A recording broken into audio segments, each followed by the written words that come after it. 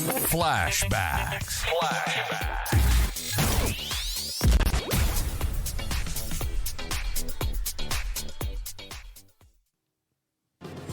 Past players, past legends.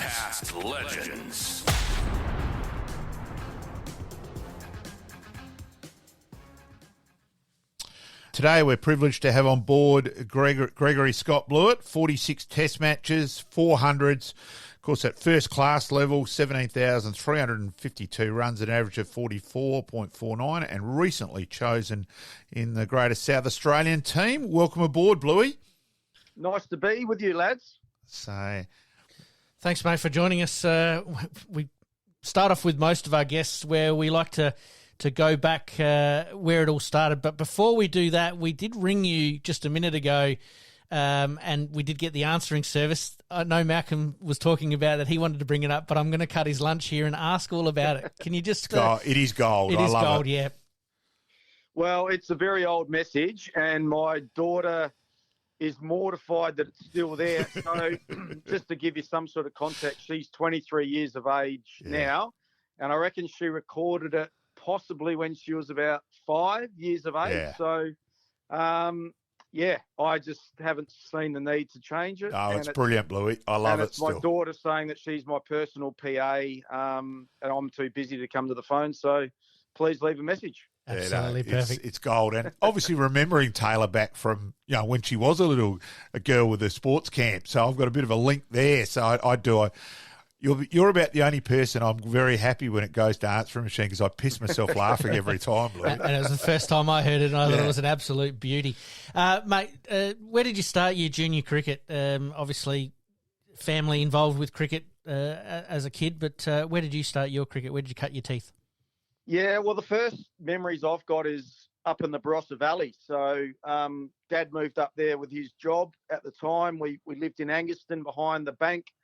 Up there for about 5 years. So I did my primary schooling up there. So I just remember sort of getting into cricket and football, along with other sports as well, up in the Barossa Valley at Angaston there. So, I just remember really playing at school with my mates. And then I started playing for Angaston. God, I can't even think of what the team was, whether it was under 10s, under 12s, don't even really know. But that's my first memories of cricket, really.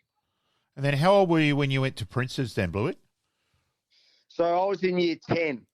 So I came back down to Adelaide from the Barossa to start my high schooling. So I went to Marden High for years 8 and 9. My folks didn't think I was on the right path, so they thought they'd straighten me up and send me to PAC. So I'm not sure whether that worked, but I was in year 10 when I went to Prince Alfred Marden High. Andrew Zessers, of course, at Marden High. Yeah. Yes, absolutely. He's a big Zess. I remember him. I still remember Zess being there. He's a couple of years older than me, but he was a man mountain back then as well. So, obviously Zess went on to play cricket for South Australia and a few games for Australia. Yeah, I admit it's personal. Pete Russo, one of my best mates, he's no longer with us, went to Marden. So, immediately there as well, Bluey. Now, your record at Prince's is quite ridiculous. I think you still hold records at De Quetterville Terrace High School, mate. So, there from your intercol record, go through that, Greg. Well, I scored centuries in the 3 intercols that I played. So we played, our intercols against St. Peter's. So Hackney High, yes. Yep. I played, first 11 cricket from year 10 onwards. And so I believe I'm still the only one to score 3 consecutive hundreds in the intercols.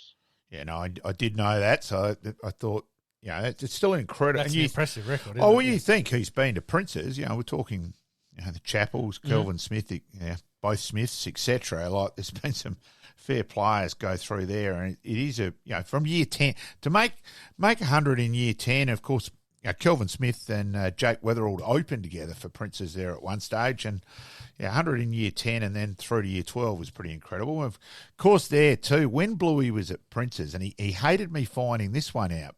Pete, he actually also played some football for Nord. Oh. Yeah, so he actually qualifies as a Nord past player. He wasn't happy with me when I found that out. I was nearly going to ask about the footballing thing, but you've cut my lunch this time round, mate. Obviously, footy was on the radar at some stage there, and Malcolm's just spilt the beans there, playing out at Nord. Yeah, I love my footy. I suppose sort of typical kid growing up. It was cricket in the summer, football in the winter. I played other sports as well. Love my athletics as well. Played a bit of tennis, bit of basketball. Dabbled in golf a little bit when I was younger. Didn't really get into that until I was a bit older. But I absolutely love football. I mean, with my footy, it was a bit like my cricket. I never really, looking back now, wasn't one of those kids that ever really said to myself or said to other people that I wanted to play for South Australia, or I wanted to play for Australia, or I wanted to play for Norwood, or I wanted to play for the Crows. I just loved playing sport, and I sort of was just on this path, I think, with sport, and I think eventually I found cricket. But played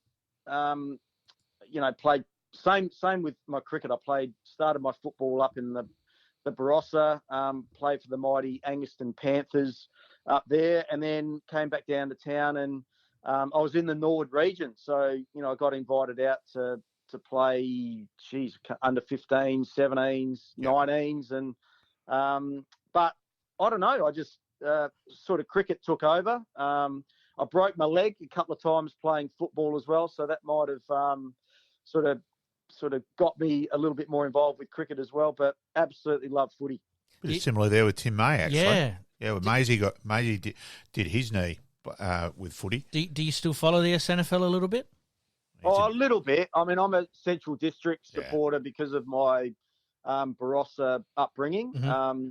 But, I rarely get to a game. I might get to one game a season, but I obviously look at the results on the weekends, follow it like that way, but I don't see a lot of live SANFL. Yep. Greg, so from there, obviously you started your district career at Prospect, and you were East Torrens 2 Prospect, wasn't it? Trying to remember. Started at East Torrens, sorry. Yep. And that just through your dad, that was just basically through Bob, wasn't it? In terms of just a training. Dad still, he loved his cricket. So, when he wasn't playing for South Australia's first class career finished, that's when we moved to the Barossa. He played up there all those years as well, came back down to Adelaide and, still wanted to be involved with cricket. So got into the coaching. I think he played a little bit as well, but started at East Torrens, and we lived out that way as well. We lived in Highbury, so I think I was probably close to either the Teachery Gully or East Torrens, but just because of Dad coaching there, I started at East Torrens, and then he moved to Prospect with coaching as well. So it was obviously easier for me, still being at school and getting home from cricket practice to follow Dad. So that's how I ended up at Prospect. Did you find that playing grade cricket, obviously club cricket, grade cricket, was a good stepping stone that really held you in good stead when it came to moving into, obviously, the South Australian side? Oh, absolutely. I was always one of those kids that I think Dad especially wanted to push me to keep going up in the grades, and I was quite young when I was playing for East Torrens C grade. So I was playing with men at an early age, and then I got into A grade Prospect team when I was still fairly young as well, and that was a real eye opener. Coming up against a grumpy Sam Parkinson and a few of those old boys giving me a hard time. I had to sort of really stick up for myself and sort of gave me a taste for it, I suppose. And pretty quickly I realised that I had the game to compete at that level. And then it was just a matter of, how far I thought I could go with cricket. And then so you debuted for South Australia after, I think you made 100 early in the year for Prospect, wasn't it? in a district game to virtually get you picked, and it's 91, 92. Yeah, I reckon Malcolm. Like, I'm terrible with years, so Yep. I'll probably get this wrong. But I went away with the under-19 Australian team to England, and I did really well over there. I was one of the leading run scorers in the team. Back, and I think I was probably starting to get on the radar a little bit with South Australia. But I got some runs straight away. I think with Prospect might have got a couple of hundreds in a row, and then bang, all of a sudden I was in the South Australian first class team. Just quickly going back on one thing, how important was your Australian Cricket Academy scholarship in 1990? And what did that actually entail? Yep. Huge, mate. That was huge. That sort of, I reckon, really hit home to me that I wanted to be a professional cricketer, and we had a couple of really good players in that intake: Warney, Damien Martin, Justin Langer, guys like that. And Damien Martin at the time, he was the standout junior. Yeah, I knew he was incredible junior. Yeah. Yeah, he was brilliant. I mean, he was brilliant. Yeah. For Australia as well. But I quickly learned that where I needed to get my game to, and I always say that he was. I've had some really good coaches, but he was honestly the biggest influence on my career, because I really looked at him and thought, that's where I needed to get to. So at that age, and then to be able to train a couple of times a day, and I think it really did speed my progress up a lot with the academy being here. Well, not just because it was here in Adelaide, but just to be able to use the facilities and play the games that we did, it really did help me a lot. And, of course, he burst onto the scene. Those of us who follow Shield cricket, which unfortunately isn't huge numbers, we know that, with the Australia A setup in 94, 95, that was a big part of your success, Bluey. And, of course, then there was a Shield game against New South Wales where you took wickets. You took four as well. And out of that, for Adelaide Uni people who are out there listening, that happened to be Sam and Sondra Nicholas wedding, and let's just say Sondra, a very attractive lady, and got a big cheer from the crowd walking through. And while it wasn't huge numbers at a Shield game, it was a few there on this Sunday, and Mark Taylor happened to get out next ball, and Sondra was going around all night that she'd dismissed Mark Taylor that night. So that quick bit of trivia there, Bluey. But then, the influence of Australia A on your career, Bluey. Yeah, well, there's a couple of things I reckon, Malcolm. Like I burst onto the scene, but I think my first season was okay. Like I got off to a good start, and then I fizzled out a little bit towards the end, and might have scored 500-600 runs, I think, in my first year. And then the next year, I think I started quite well, and I made a big 100 in Melbourne against Victorian, and I reckon that was during the Adelaide Test match, and the scores the scores kept coming over the PA system, and I think that sort of helped me a lot as well. But then, ended up having a good second season, got into the Australia A side, and at the time I was just playing some really good cricket, so fortunately I was able to get some runs for Australia A, and bang, all of a sudden people are talking about me playing, a test match or the home test match in Adelaide against England. And I didn't really take it that seriously. And then all of a sudden got the phone call and I'm playing test cricket. And batting number 6, so your bowling did certainly help you getting picked originally, for sure. Yeah, definitely. I mean, I was bowling a fair bit for South Australia because we were playing 2 spinners and 2 quicks, so I sort of had to bowl a few overs. Then for Australia A, it was all 50 over cricket, so I'd bowl a few overs there as well. Were you involved with the Australia A v the Australian side? Yeah. How important? We've obviously, Malcolm's just asked how important was Australia A, but how important was Australia A in getting that going to assist the development of players? When really there hadn't been an Australian A team that had been sort of put head-to-head against the A side, I suppose. I think it just gave us a little bit to strive for because, as you've sort of alluded to, the depth in Australian cricket at that time was huge, absolutely huge. Like there was probably at least a dozen of us batters lining up, just getting runs after runs. I could go through lots of names. But, Hayden Law, yeah. It was crazy Lehman, how strong we were. Yeah, Buff, obviously, yeah. Yeah. I mean, Martin Love, guys like this that were really good players. So I think it just, really gave us something to, like the Australia A team just, and then gave us some exposure at international level. So, for me, it was huge. And I think, once I went into the Australian team, at least I'd sort of met a few of the Aussie boys, and it just gave me, a little bit more level of comfort, I suppose. And let's go to your test debut. You batted beautifully. You were 70-odd not out overnight, I reckon.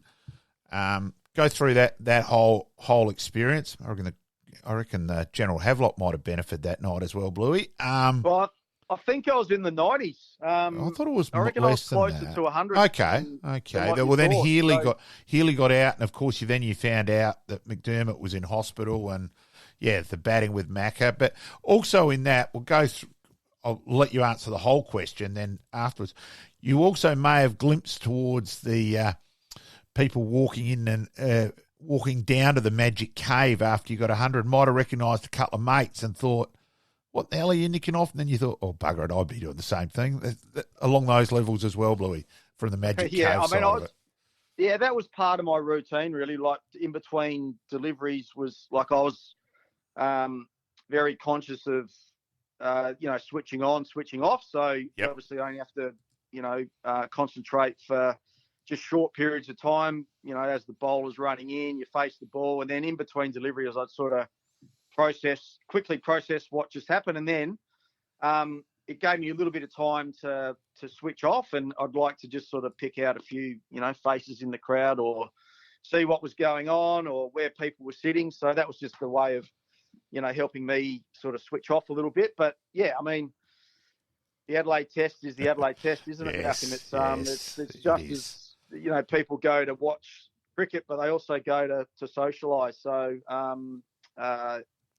got 100, and I saw a lot of good mates, gave me a bit of a clap, and then they were straight back out the back. So good luck to them. And, because didn't Macca then walk out and say to you, well, you better hurry up because McDermott's not batting and I'm not picking Devon Malcolm out, because we all thought, what the hell are you doing slogging for, Bluey? And then the word came out, well, you better hurry up, and you did. Well, Devon Malcolm was bowling pretty sharp at the time, and there was some reverse swing, and I knew Macca's capabilities with the bat, and I think he got through a couple of deliveries, and then maybe another over, and he just came down, and his eyes were spinning like that. He was like an out of body experience, and he said, "Mate, you better get these runs because I can't hang on much longer." So it wasn't one of those situations where, your partner was going, "Mate, I'll do whatever I can.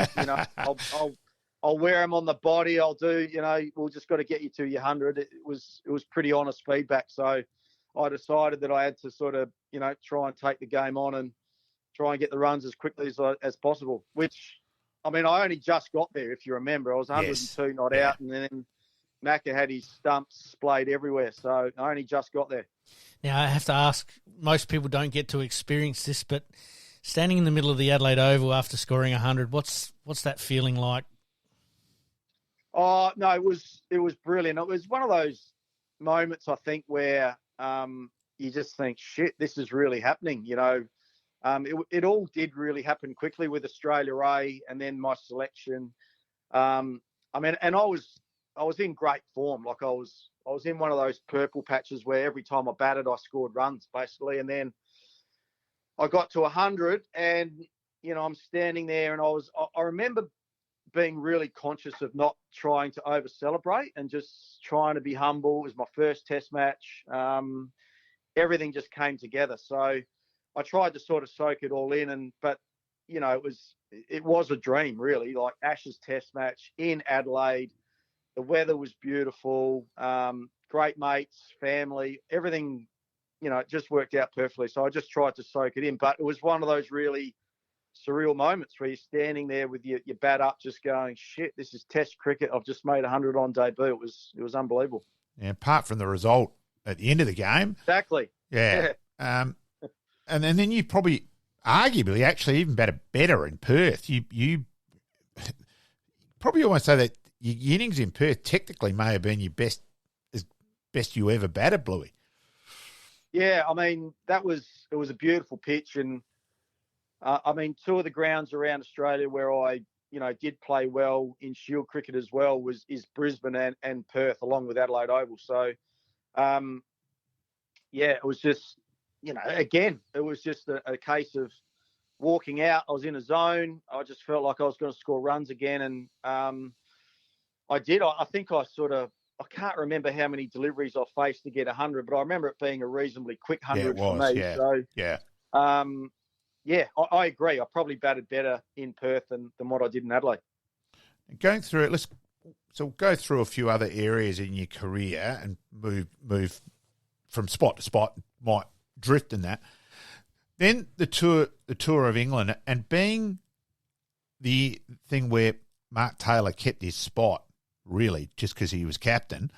How was that experience and to his credit, he did come through. Let's not there, but he got more opportunities than probably anyone else would have. How was that experience, Bluey? To be quite honest, mate, England wasn't as bad because he got runs in that first Test match. He got 100 in the second innings at Edgbaston. It was probably more South Africa, I reckon, in the lead up to the Ashes Test match where it didn't affect me at all. Like, I love Tubby, and I just felt like he was going to come through. I think there was starting to be maybe a few little, comments here and there from other players, but it was just one of those periods, I think. But it didn't affect me at all, honestly. It was, I think I was starting to bat at number 3 for Australia, so I'd sort of just come up for that Ashes. So, but again, I was in that large partnership with Tubby at Edgbaston where I got a few runs as well. He got runs, and but it was probably more South Africa in the lead up to the Ashes. And then, so we'll go through a couple of areas of your career where probably. How about playing, world-class spin? You probably struggled a bit against Mushtaq and that. You reflect back afterwards on the spin bowling side of things. Is there anything you would have done differently? Probably not so much at the time. I think I was probably guilty of not sort of doing enough things at training in the lead up to that.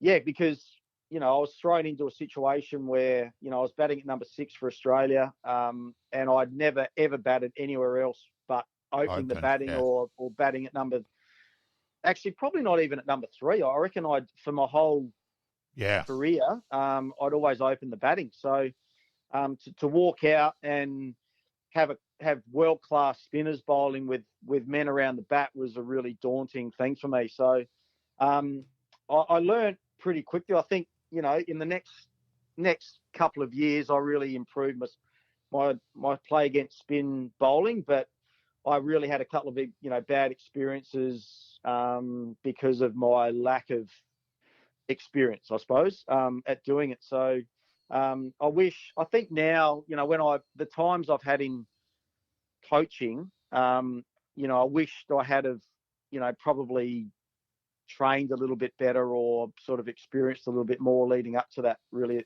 at different levels of training. Players these days obviously have video footage and coaches and sub-coaches and whatever else that are looking at their game. Do you think you would have benefited a little bit if somebody had sort of sat you down with some footage and said, look, this is where we want you to improve? Or was that starting to happen through the Australian team at that stage? No, there wasn't much then at all. We sort of had to rely on, what was on TV, really. So if there was a test series in India versus England, then obviously try and watch it if you were playing some of those sides coming up. So that was about the extent of it. But I think now, with, say someone like the mystery spinners, now you can sort of, get the close-ups from different angles, and you can work it out, really. Whereas, back then it was like, you were trying to work it out as you were facing the bowlers. So no, it was a lot different back then for sure. Now back to South Africa, we can't gloze over that. Your highest Test match score of 214, the partnership of 385 with Steve Waugh and batting a whole day, which is a pretty incredible achievement. Go through that game, Blue. Yeah, no, that was one of the great days. Batting with someone like Steve, who was playing some great cricket at the time, and playing against South Africa, who we know were going to be an emerging team. So, that was the first Test match of that particular series, and we thought that was just a great opportunity to not only win that first Test match, but that would go a long way to being able to have a really good tour. So, again, I think one of the things I really learnt from my old man was, in some of the stuff that he said to me, was which always resonated with me, was that once you got to 100, the runs after that were going to be the easiest runs that you score. And I sort of tried to take that on board, and I was able to, I think, mainly because of my fitness and I suppose, a level of concentration, I was able to bat long periods of time. So, we just put our heads down, and to not be able to lose a wicket for the whole day, obviously just, rode South Africa into the ground. But looking back, to be able to do that with one of Australia's legends was a really good achievement, I suppose. Were there any chances, any half chances? Did they let you off the hook? It was a long time ago. Yep. I can't remember. I mean, there was some close calls. I can't remember getting dropped. I might have. I just can't remember. But I remember the second new ball, or might even be the bloody third new ball. But I remember Alan Donald really challenging me with a new ball, and I was probably lucky to get through that period. But I can't remember getting dropped. But again, I might have. And as a cricket nut, though, to be and obviously older Bluey, but not to mention, in terms of your dad, Bob is one of the most ruthless competitors I've ever seen in sport. I can remember being at a district game and him and KG, and I'll be honest, nowadays both probably would have got about 6 games each with what it is nowadays and all that. But, geez, Bob was ruthless. So, yeah. And Bluey's probably actually asked me a little bit along the years, because he said, well, you obviously saw Dad and all that. So, but yeah, no, Bob didn't have Greg's natural ability, but geez, he was a competitor.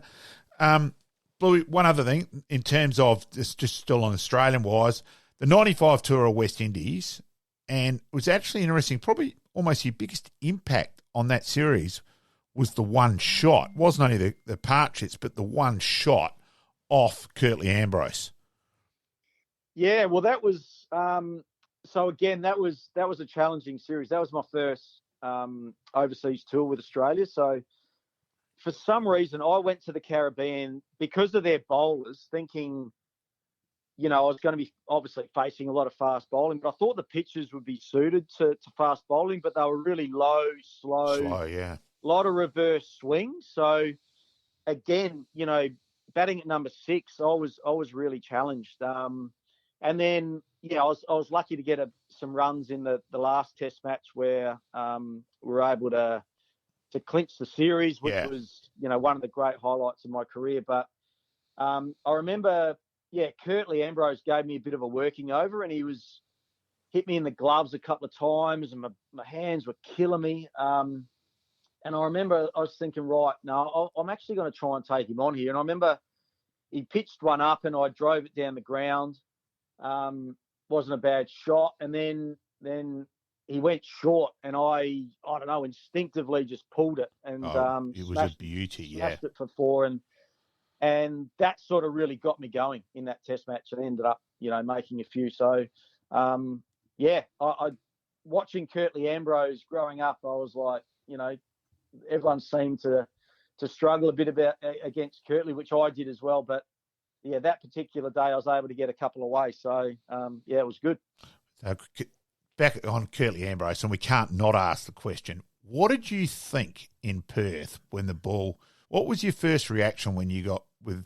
And we'll get Pete will find it where you copped the grubber, the unplayable grubber. What did you think as it hit the stumps?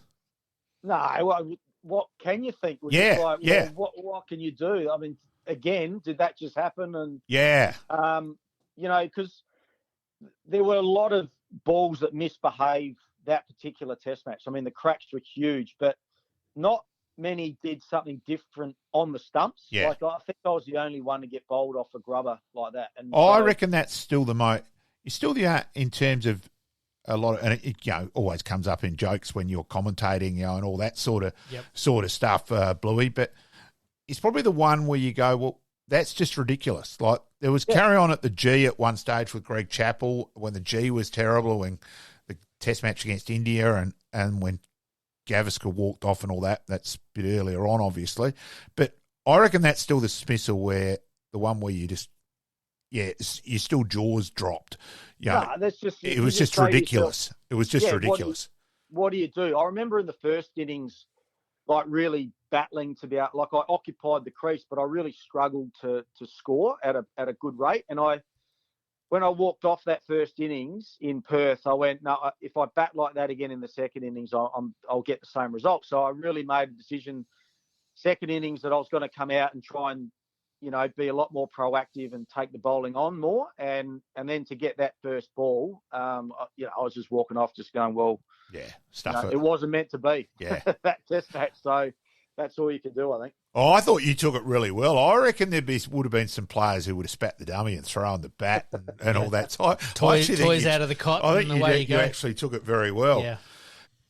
We thank Greg Blewett there for his time. We are going to split that interview into a couple of different sections, but we'll certainly provide some video footage there about some of his exploits and that wicket where it grubbered along the ground and obviously becomes a bit of a focal point each cricketing summer. So we'll get that and obviously participating in the MND as well. Very, very important to the cause. Liking this podcast? Please like, rate, and subscribe.